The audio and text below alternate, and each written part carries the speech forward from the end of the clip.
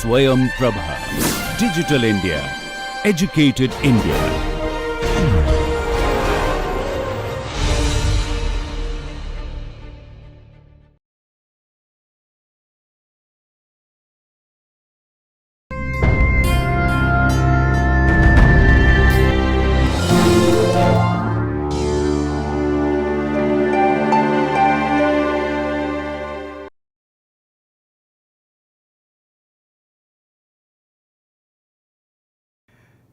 Well, hello everyone, and welcome to our second topic in this series of lectures on political ideologies, this NPTEL Ideologies course for 2019-20.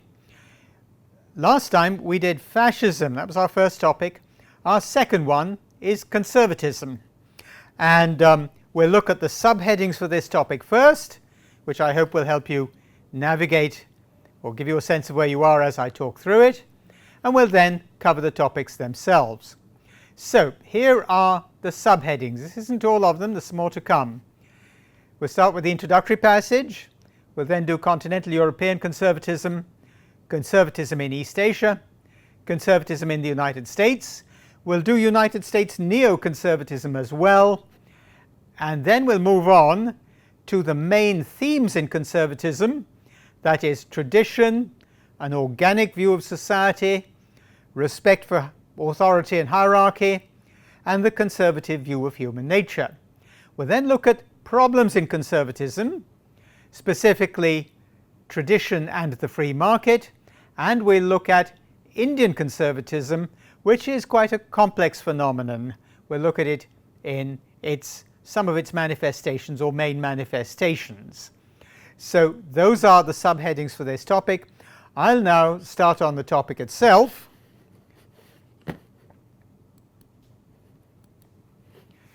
Well, conservatism it's not obviously an ideology in the conventional sense of the term. It's more like an attitude of mind or an outlook on life. It also has considerable strengths, and that may explain or help explain its enduring character.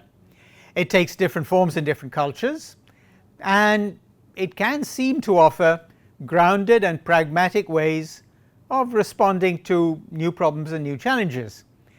Conservative outlooks and attitudes have almost certainly existed in all societies throughout history, because particular individuals may have been of a cautious temperament, or because institutions or customs have been difficult to change, but an identifiable attitude or broad grouping of attitudes broadly makes up modern conservatism, and it's indeed been given much of its current form by events and processes which were decisive in shaping political modernity.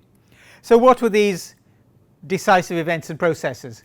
One of the main ones was the French Revolution, which started on the 14th of July 1789, and another set of events were the industrial revolutions, which had already been in progress for some decades, particularly in Britain. Now, among the most accessible of statements on conservatism or of conservatism are those by various British thinkers, for example Edmund Burke in the 18th century and Michael Oakeshott in the 20th century.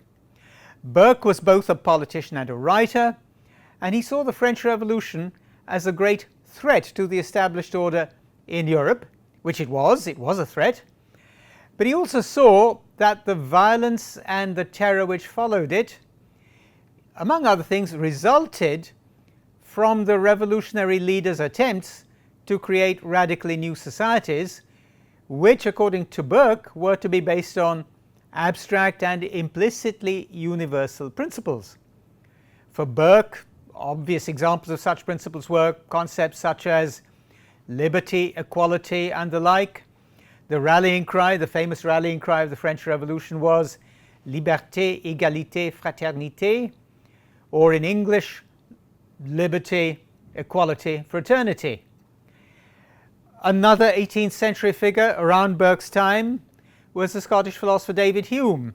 He's often taken to be a conservative thinker, mainly as a result of his opposition to what have been called rationalist schools of philosophy. Hume is somewhat different from Burke. He rejects reason as a guiding principle or a test for political systems, so does Burke. But in Hume's case, this has not so much to do with the effects of imposing vast rational systems on human societies. It has more to do with Hume's own theory of knowledge, or epistemology. Hume's central epistemological principle is that all knowledge is gained from sense experience, things we see, hear, taste, touch. Hume calls these impressions, and for him all our ideas are only fainter copies of earlier sense impressions. That, according to Hume, means that truth or falsehood is a matter of agreement or disagreement between ideas, that is, copies of earlier impressions.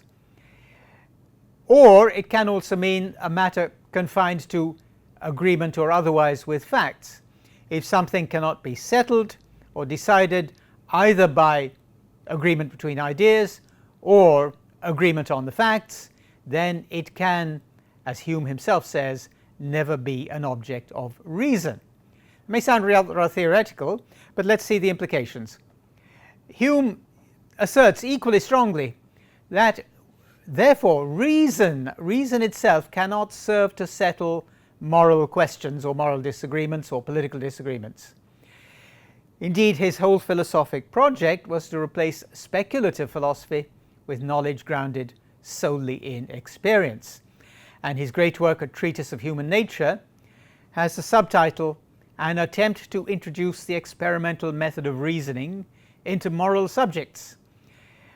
One of Hume's major conclusions is that reason alone can never be, as he says, a motive to any action. A little later he says, reason is, and ought only to be, the slave of the passions, and can never pretend to be anything else.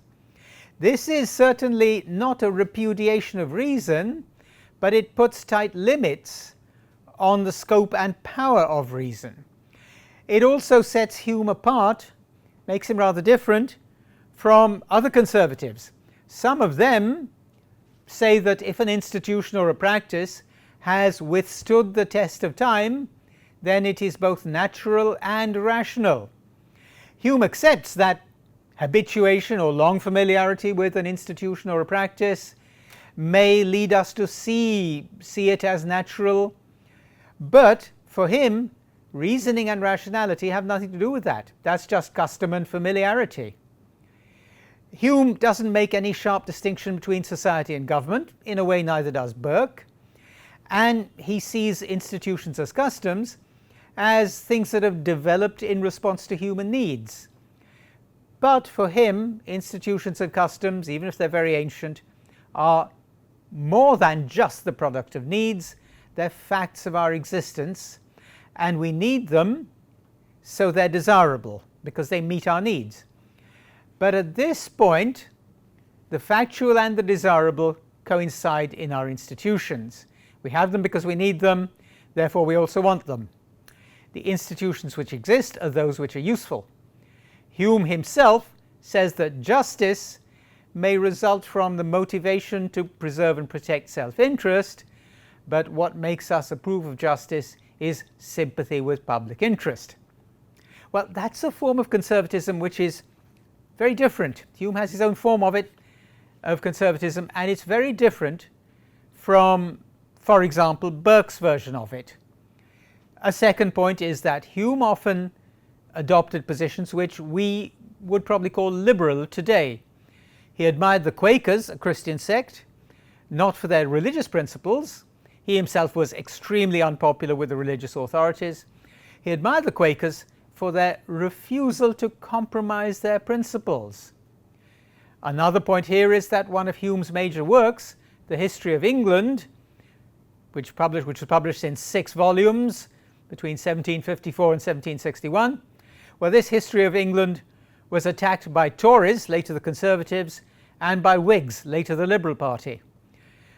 Well, in the history, Hume speaks approvingly of the English document, the Magna Carta, and of those principles in British government which protect liberty. The Magna Carta was taken to be a statement of the liberty of Parliament against the monarch. Hume even says, "My own views of things are more conformable to Whig principles, but my representation of persons is closer to Tory prejudices." That's not an exact quotation, but that's what he says. So if Hume is a conservative, he's certainly a complex and thoughtful one. Well, what about more recent conservatives? In the 20th century, one of the main conservative thinkers writing in English was the political philosopher Michael Oakeshott, and he showed similar concerns and anxieties to those shown by Edmund Burke. In a famous paper called Rationalism in Politics, Oakeshott severely criticizes what he calls rationalism. That is, the practice of imposing planned schemes for society by applying some form of universal reasoning, which, according to rationalism, is shared by all humanity. Well, Burke is explicit and Oakeshott is a little less explicit in cautioning us about the dangers of such impositions. That is, about the dangers of social transformation on the basis of abstract principles. Oakeshott's version of these abstract principles is something he calls technical knowledge that may be closer to what we might call managerialism, and that's an ideology in its own right. We shall cover that in more detail in our 10th topic, technocracy and managerialism. But Oakeshott's argument has a lot of strengths. There is a lot of evidence that could be used to support Oakeshott in his criticism of his version of rationalism. For example, in the first 2 decades after the war, many Western European countries tried to improve the lives of millions of people by building concrete estates on the outskirts of cities, so that the beneficiaries did not have to continue living in what had often been very squalid slums before the war. Some of those, of course, had been destroyed by bombing in European cities during the war, and so it seemed a relatively obvious move to create new estates using new materials, concrete in particular, outside the cities so that they could have piped water and all the rest of it. But the new estates themselves created their own problems. People were dislocated from familiar surroundings, they were moved to remote and unfamiliar areas, and often had to live in tower blocks of apartments instead of houses. Several countries abandoned the relevant policies in the 1950s, but by then a lot of social damage had been done in the form of generally persistent low-level vandalism and crime, unsocial behavior or antisocial behavior, a sense of isolation on the part of the people who were moved to these blocks, and so on. After that, some countries started improving people's neighborhoods without moving or dislocating the people involved.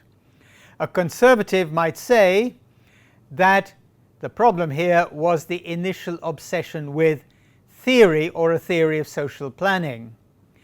And despite the enormous material improvements in the physical conditions of ordinary people's lives, almost all of those improvements that had resulted from, well, the explicitly leading economic and political role of the social democratic state in industrial countries for 30 years after the war. So according to thinkers like Oakeshott, it was the imposition of social planning, sometimes called social engineering, that had caused the problems.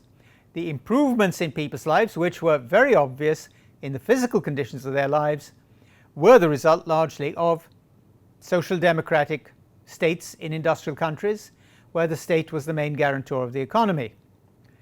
Well, it is likely that conservative opposition to the relocation schemes was partly informed by an ideological hostility to public provision of almost any kind. But we must remember here, it's very important for conservatism, and two of the major examples, Burke and Oakeshott, do not oppose change. Neither of them is against change. Burke was not rigidly opposed to change, and he famously said, "A state without the means of some change is without the means of its conservation." In fact, in Burke's own time, Britain had already undergone enormous changes. In 1688, a century or so earlier, the English Revolution replaced an almost all-powerful monarch with a largely ceremonial, a figurehead monarch. And the monarch's powers were taken by an almost all-powerful parliament, even though at that time the new parliament was composed mainly of aristocrats who had inherited their status and their wealth and their authority. Secondly, in 1707, the Scottish and English parliaments were both separately abolished by decisions made in each separate parliament, and they were replaced with a single parliament based at Westminster in London. So, at this point, the Union of Parliaments was completed and Britain came under a single parliament. Third major change was the Industrial Revolution. This started in the middle of the 18th century. It created an urban industrial workforce, formerly an agricultural population, and it generated a new class which acquired great wealth and power. This was the emerging class of industrial capitalists. They were a mercantile, a trading and financial bourgeoisie whose main concerns were trade and finance. They were not, largely not, members of the landed aristocracy or the hereditary aristocracy or royalty. They were a mercantile class. So Burke was not opposed to change. He'd seen serious and significant changes, but he wanted a cautious approach to change and a skeptical approach as well, so that we wouldn't accept change hastily or wholesale. We would think about it, because if we didn't, we were at risk of losing stability and other valuable aspects of our lives. Similarly, Oakeshott sees a person he calls the rationalist as being unaware of the value of things we inherit. Such a person, this rationalist, has, according to Oakeshott, I quote, "no aptitude for that close and detailed appreciation of what actually presents itself." That is, such a person has no appreciation of the cultivated enjoyment of a civilizational inheritance. This kind of outlook has been called a distinctively English form of conservatism. That is, a form which is not against change, but which requires of us that we pay attention to what we already have and to the value of its continuity and the values embodied in what we already have by way of social and political institutions, processes, customs, and so on. In other words, pay attention to what we have in case we throw away something valuable by discarding it without thinking. Now, that is rather different from continental European conservatism, the second form that we shall look at. Okay, conservatism in other countries has taken different forms from the English form. For a long time in France and Germany, conservatism was more rigid and authoritarian than it was in Britain, possibly because both countries retained strong monarchies in much of, well, as did other countries in continental Europe, until late into the 19th century. That form of authoritarian conservatism did not change substantially until after the Second World War.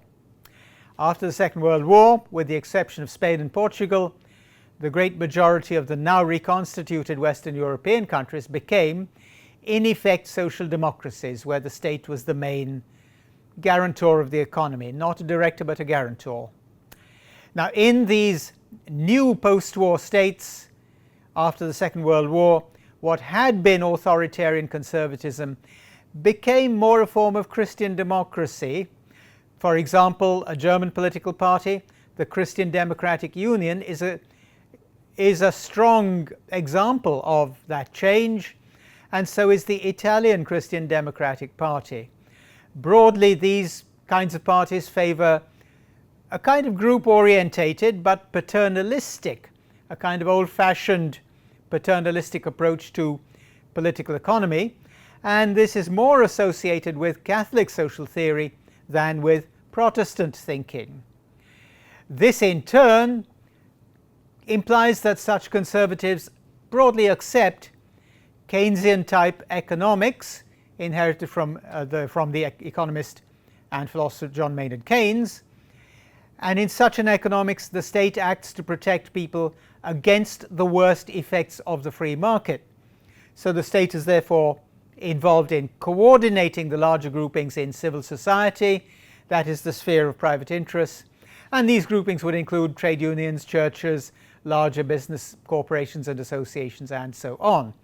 So the state would be broadly a sort of coordinator and general guarantor against the worst effects of the free market, but would do so in a fairly paternalistic manner without being a director of the economy. Well, there's another form, right, apart from the form taken by conservatism in Europe. In East Asia, the obvious example is Japan, where the Japanese Liberal Democratic Party, which is the conservative party there, has held office for most of the time since 1955. Japan was reconstituted as a democracy after the Second World War, and this party, the Japanese Liberal Democratic Party, has held power for most of the time since 1955. It is one of the few political parties outside Europe which shows similar features to its European counterparts. It favors free market economics and favors what it sees as traditional Japanese values such as duty, loyalty and hierarchy. We'll meet those again when we look at the main ideas in conservatism. But what about the United States, where conservatism features very substantially in social and political discourse? Conservatism in the United States is very different from the other forms. The founding principles of the state show a strong liberal inheritance. For example, in the rejection of inherited privilege. Another example is the explicit separation of powers and personnel between the main institutions of state, that is the legislature, the executive and the judiciary. This means that if somebody is a member of an elected assembly, they cannot serve on a court bench, they can't be a judge, which they used to be in the United Kingdom until quite recently. For example, in parliamentary systems, we're familiar with this, in almost all parliamentary systems, the winning power in Parliament after an election is invited to form a government, and therefore members of the government, that is the cabinet, are also members of Parliament. In the United States, the separation is very severe, and if I'm not mistaken, the president may not even be allowed to set foot in Congress without invitation, without an invitation. So this is a very severe separation of powers. There appears to be no foreseeable aim to introduce, for example, inherited status or privilege as an organization of social practice either. Well, and that is true even though the huge and increasing inequalities in today's American society mean that the children of the rich inherit very great advantages. But these are, at least in theory, not official social advantages.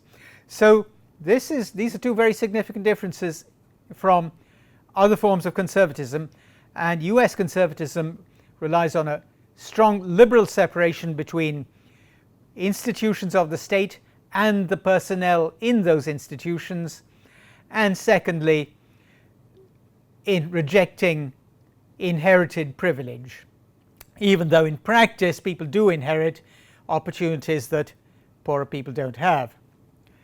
So American conservatism is therefore expressed in rather different ways. It usually takes the form of rigid and severe moral principles, such as bitter, entrenched opposition to abortion, such as very strong support for the sanctity of the family, such as very deep hostility to anything even remotely related to socialism, such as trade unions or other forms of workers' organization. Some of the attitudes involved have their origins in religion, in the culture and faith of the white Northern European Protestants who settled in North America in the 17th and 18th centuries. Now, there are other favorite targets for those with such attitudes, for example, unemployment benefits and, of course, public health care provision. With the exception of the retired and military veterans, there's great hostility to public health care provision, though more recently a version of it introduced by President Barack Obama in 2009 on a model introduced by the Republican governor of Massachusetts, Mitt Romney, has gained a lot of subscribers, but this is still private provision. It's not public health care provision of a kind recognized, for example, through the Commonwealth and in particular in the United Kingdom. Now, one possible reason for the tone and nature of American conservatism is that the United States has never had a mass labor movement or mass labor or social democratic parties of the kinds which are very common in Western Europe and Scandinavia, and also in Australia, New Zealand, and various other parts of the world. Now, the absence of mass labor parties is the case, even though historically, at one time in the 19th century, there were no fewer than 325 radical newspapers in the United States. Some of these were published by the United States Socialist Party, and in the early 20th century, the trade union leader Eugene Debs was a major political figure and stood in one of the presidential elections, I think in 1912, I'm not sure. In Europe and Scandinavia, left movements and labour parties have had a moderating effect on Conservative Party's statements of position and also on Conservative policies, which has limited scope for the policies of certain Conservative governments over many decades. For example, it took the British Conservative Party a very long time to live down the fact that they voted against the National Health Service in 1946. They did this repeatedly during the drafting of the legislation at the time. At least in public, the Conservatives are still committed to retaining the National Health Service, even though they continue to bring private providers into specific areas of NHS work, and that includes clinical work, the direct provision of treatment services. Well, in the United States, things are rather different. There has long been an association of conservative attitudes with various rigid or severe forms of Protestantism, and this means that United States conservatism is not confined to Republican voters and politicians. Conservative attitudes are often held by Democrat supporters, and in the Deep South, white populations in all classes were really deeply embittered when Abraham Lincoln, a Republican, abolished slavery in 1865.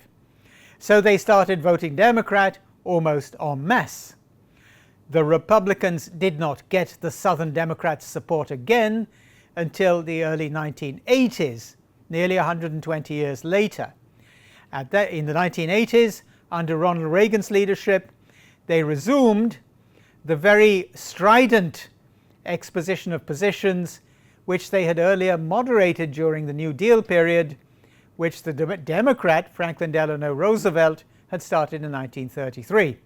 And since the 1980s, we're now looking at 40 years or so since then, the southern states have voted solidly Republican.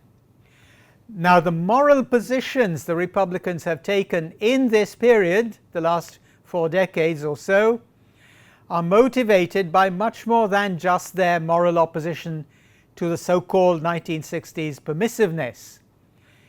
Now, that permissiveness would allow people to adopt, or at least to be much more explicit about, a range of attitudes and practices which a conservative would consider immoral, in particular attitudes to soft drugs and to the explicit recognition and acceptance of sexual variety in preference and orientation.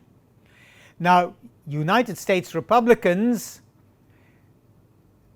see this as the spread of moral diversity with an implication of moral decline, and they consider this a threat to the cohesion and stability or order of society. A general term for the many groups which hold these kinds of Republican attitudes is the New Christian Right, and we shall encounter them again in our 9th topic, which is on theocracy and fundamentalism. Well, what about neoconservatism? This gets a lot of talk in the analysis of United States political developments. It's a specific form of conservatism. Neoconservatism is a specific form that is said to have developed in the United States in the late 1960s and the 1970s. At that time, several political thinkers and politicians had grown uncomfortable with what they considered social excesses on the left, and they were very angry over the left's criticism of military spending by the state, because they feared that this would weaken the United States domestically and especially internationally, particularly as for conservative politicians and conservative followers of theirs at the time, the Soviet Union was the great ideological and military enemy. Now, this also means that neoconservatives reject neoliberal and libertarian demands for a minimal state. For them, the political community is the primary unit, and most neoconservatives call for the United States to be militarily strong with what they often call a muscular foreign policy. And that includes a willingness to use force in other parts of the world, to impose democracy if needed. United States neoconservative foreign policy also includes a willingness to act independently when multilateral institutions such as the United States, multilateral institutions such as the United Nations adopt policies that might harm US interests. That means that the United States, according to neoconservatives, has to be prepared to go it alone when international bodies or multinational bodies do things they don't like or that might harm what American neoconservatives consider might harm US interests.